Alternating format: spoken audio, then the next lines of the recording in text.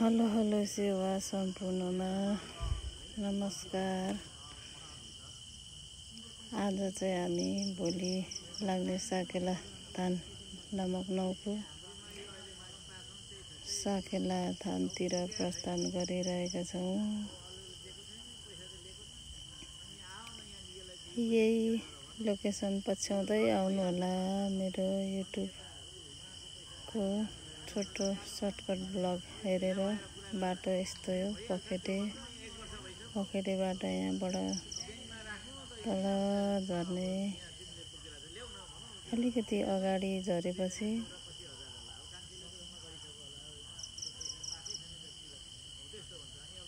थोरै तल झर्ने, अलिकति तल बिस्तारै झरेपछि यहाँनिर पोखरीबाट तल झरेपछि यहाँ चौबाटो आउँछ। अब अलिकति अगाडि चौबाटोबाट यो चौबाटोबाट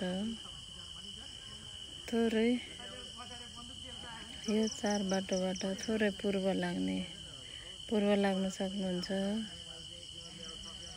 पूर्वबाट अलिकति ग्राभेल आउँछ, थोरै कति 100 मिटर जति पूर्व आउनु भयो भने थोरै ग्राभेल छ। त्यहाँबाट थोरै पूर्व आउनु भएपछि यहाँ आउँदा अलिकति एउटा पुल आउँछ। पुलबाट पारी जानु पर्दैन। पुलबाट यहाँ ठक्कसँगले हामी यहाँ पुग्न लाग्यौँ। यहाँबाट ठ्याक्क चन्द्रमा पार्क आइपुग्यो। यस्तो छ पुलभन्दा अलिकति अगाडि, यहाँबाट थोरै दक्षिण झर्ने चन्द्रमा पार्क। यहाँबाट हामी थोरै भित्र पस्ने, पार्कभित्र जाँदैछौँ। अनि यहाँ चाहिँ एकदम राम्रो ठाउँ छ, हरियाली, वातावरण सुनसान, रमाइलो। भ्रमण गर्नु सक्नुहुनेछ तपाईँहरू पनि आएर साकेला थानको भ्रमण गरी मेलाहरू भ्रमण गर्नु सक्नुहुनेछ। यहाँबाट थोरै अलिकति भित्र पसेपछि थोरै भित्र पस्नुपर्छ, केही मिटर। मेलाको देखिन्छ भ्यूहरू। अलिकति भित्र आएपछि चाहिँ यहाँबाट हाम्रो मेलाको थोरै यो साइडमा फुलहरू यसरी टाँगेको छ मेला लाग्ने ठाउँमा।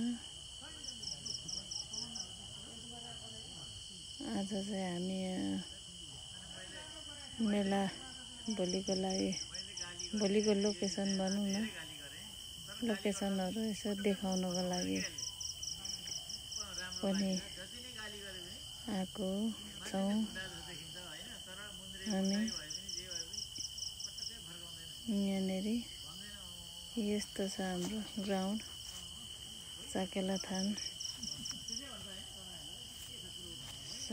थानहरू यस्तो छ है। हाम्रो स्टेज भोलिको लागि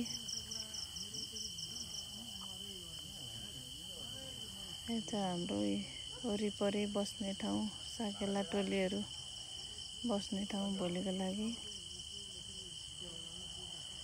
आइदिनु होला सम्पूर्णमा। निम्तो छ यही मेरो युट्युब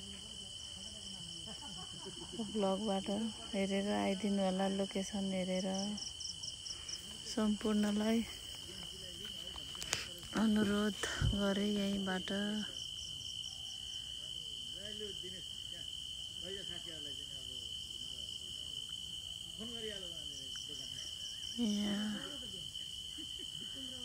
यहाँबाट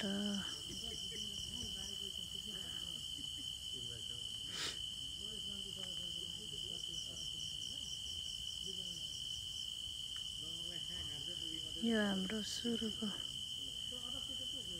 बाटो। यही बाटो पछ्याउँदै पछ्याउँदै आउनु सक्नुहुनेछ हाम्रो साकेला थानतिर। कति दमकवासीलाई त थाहै होला पखेटे भन्ने ठाउँ। अब अरू ठाउँको मान्छेहरूलाई चाहिँ थाहा छैन होला। बिजुली अफिसको बाटो छिरेर सिधै तल झर्नुभयो भने आउनुहुन्छ। लोकेसन यस्तै हेर्दै, त्यही भएर मैले यो लोकेसनहरू चाहिँ आज लगाइदिनको लागि भए पनि हामी यहाँ झरेका छौँ। यही हेर्दै आउनु होला।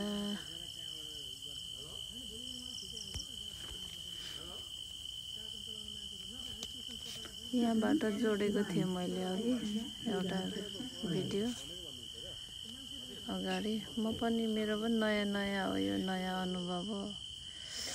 जानी नजानी मैले भिडियो बनाएको। बाटो सरर छ, रमाइलो, राम्रो, पिचै पिच, अप्ठ्यारो बाटो छैन, सजिलो बाटो छ। यहाँबाट जोडेको थिएँ मैले अर्को भिडियो। यसरी झरेको।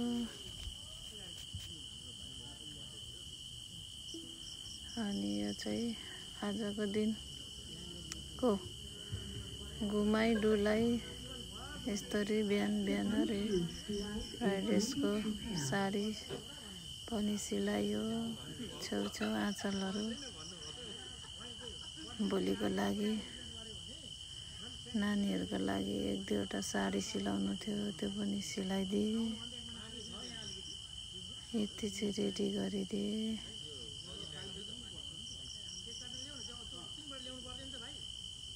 साडी सिलाइयो। यस्तै गर्दै आजको दिनहरू चाहिँ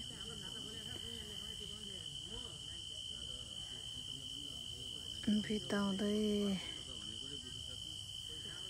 साडी पनि सिलाइयो। धेरै त राम्रो कपडाहरू सिलाउनु त आउँदैन। यस्तो हल्का साडीहरू, तन्नाहरू आफूले सकेसम्मको कामहरू चाहिँ गर्न कोसिस गरिरहेछु। समाज सेवा गर्नु सजिलो छैन। अलिअलि परिश्रम गर्नै पर्यो। केही पाउन केही गर्नुपर्छ भन्ने हिसाबले अघि बढिरहेछु। साडीको आँचलहरू पनि जानी नजानी, राम्रो भए पनि नराम्रो भए पनि धागो नतानियोस् भनेर नानीहरूको लागि भनेर यसो कुटिदिएको।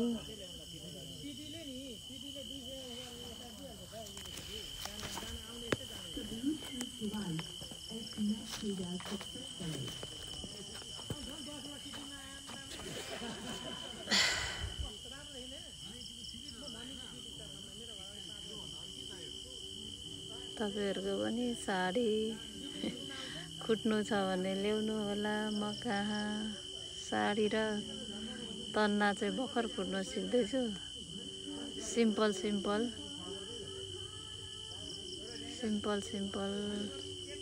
कामकाजहरू चाहिँ गर्छु। गर्दै यताको धागो सकिएर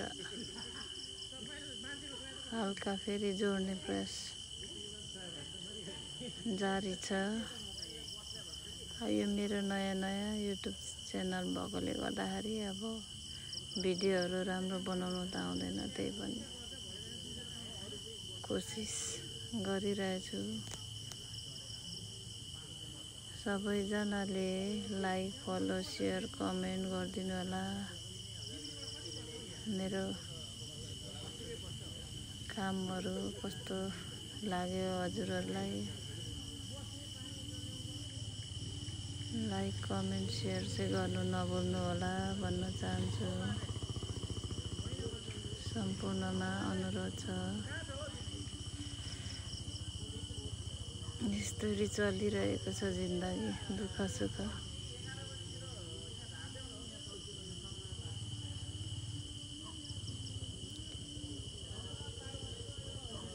हल्का धागो बटाल्नु, साडीको आँचल फुट्न, तन्ना सिलाउन सिक्दैछु बिस्तारै। जे कुरा गर्न पनि सजिलो छैन, गाह्रो हुन्छ। सानोबाट सुरु गर्नुपर्छ। त्यही भन्न चाहन्छु सम्पूर्णमा।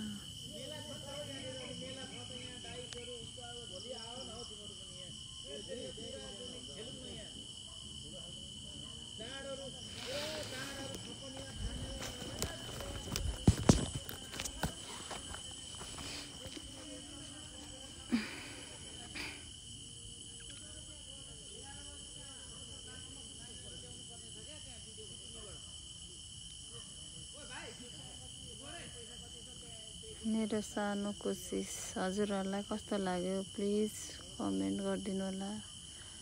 अनि यता फेरि हाम्रो साकेला ट्रेनिङ गरिरहेछ नानीहरू, त्यहाँ पनि आउनै पर्यो एकछिन। नानीहरू के कसो गर्छन् भनेर त्यता पनि गाइड गर्नु पर्ने भएकोले यता पनि